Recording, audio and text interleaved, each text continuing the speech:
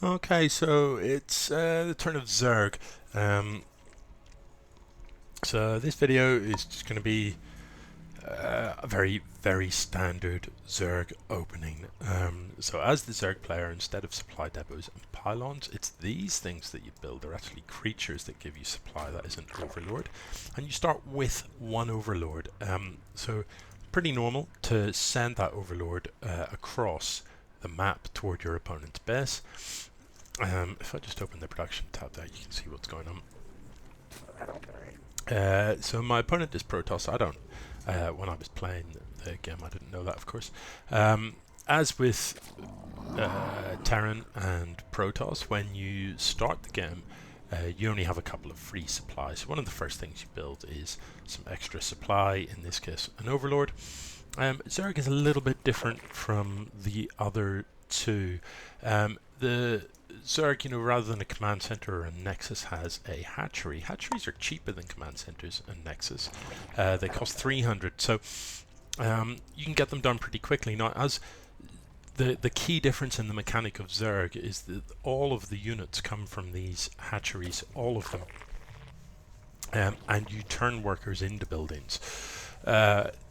So, unlike Terran, Protoss, where workers are made at the sort of town hall and you have barracks, gateways, or whatever to build your army units, as Zerg you only have hatcheries for outputting units. So you generally want to get a second hatchery up much earlier than you would normally get a command center or a nexus up, and similarly you get a third up earlier than either of the other two would get a third, etc.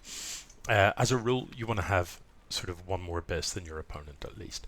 So the first thing we build then after the Overlord as Zerg is this. It's a spawning pool.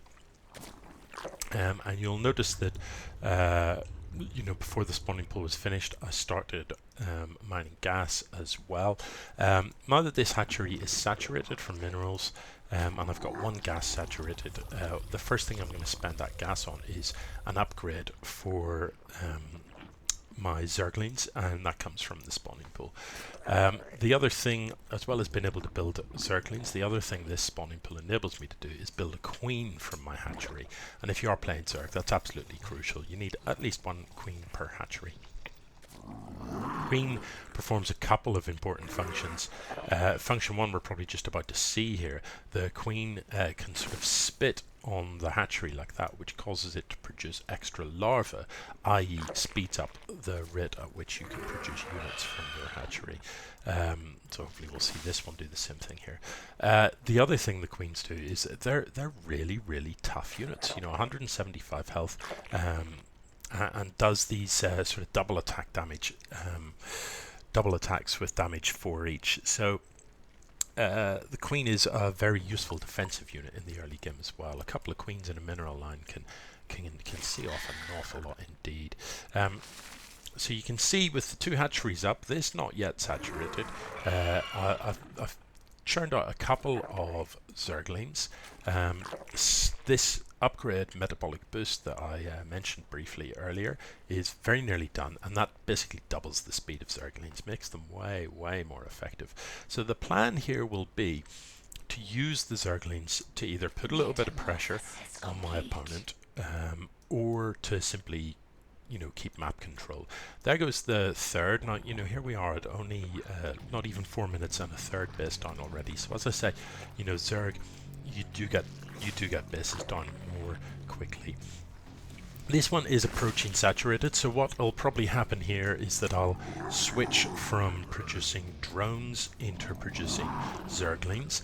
The other thing I'm doing is mutating the this hatchery into a lair, which basically allows me to build some of the higher tier tech structures. So the overall plan here is to have enough Zerglings to be able to defend, and enough Zerglings to pressure my opponent, while I simply get a good strong economy up and tech up to whatever choice I want. So we can see that Zerglings are now being produced pretty quickly. There's 14 more Zerglings in production. I've got the lair on the way. That will allow me to build things like hydras and festers. It'll also allow me to get further upgrades. So, you know, once I've got the number of Zerglings, another 24 Zerglings being produced, once I've got the number of Zerglings I want to go and annoy my opponent, I'll switch back to drone production. I'll drop gas here and here, here and here. I'll saturate this and I'll start building tech structures. So if we look, there are currently 50 Zerglings on the map.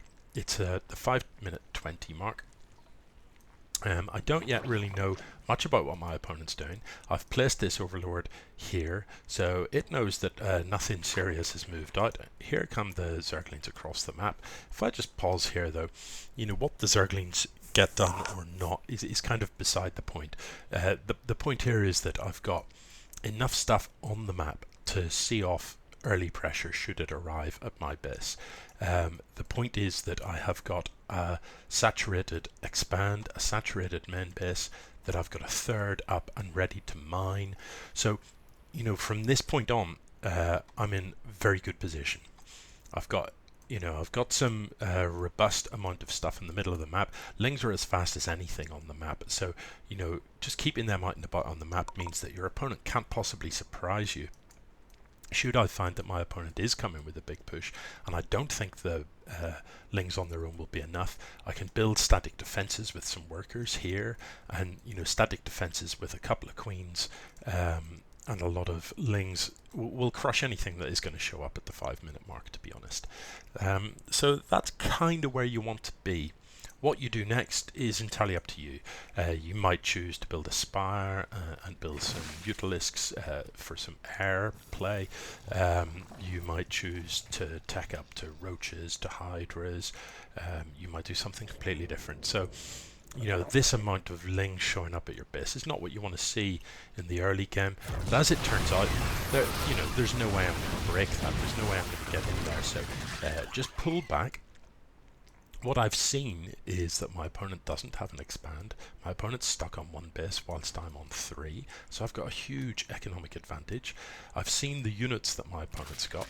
It's very difficult for him to push down here because, you know, the strength of Zerglings is if they can surround my opponent's units, they can kill them very, very effectively indeed.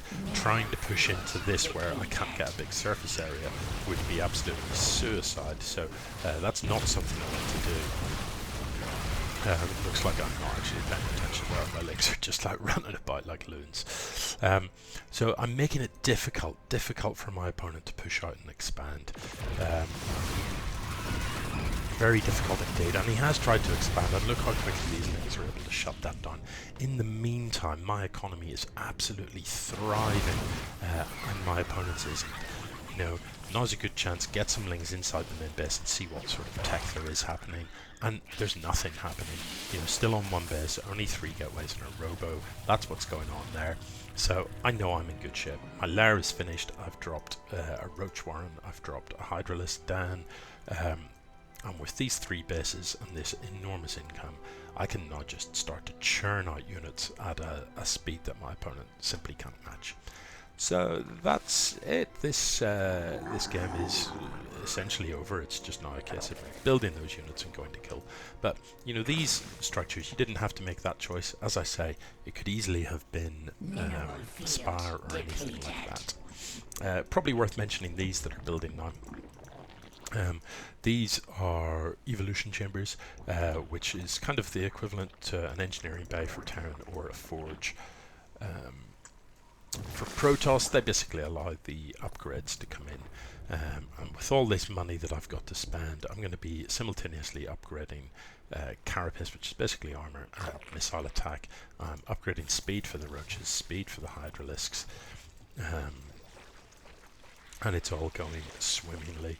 It's probably worth mentioning as well, you know, had my Zerglings been able to get into my opponent's base and do significant damage, you know, I might have made a different choice. Rather than teching up, I might have at that point simply decided to continue to produce Zerglings and just keep that pressure on if it was going to win me the game. Yeah, so that's it. Hopefully, again, that's vaguely useful. Do let me know in the comments if there's anything you'd like to see. You know, I'm more than happy to put up some sort of builds, you know, so that you can steal, some sort of rushes that you can do, or some cheese builds, some all-ins that you can do if that's what people want, and you can just kind of practice a build.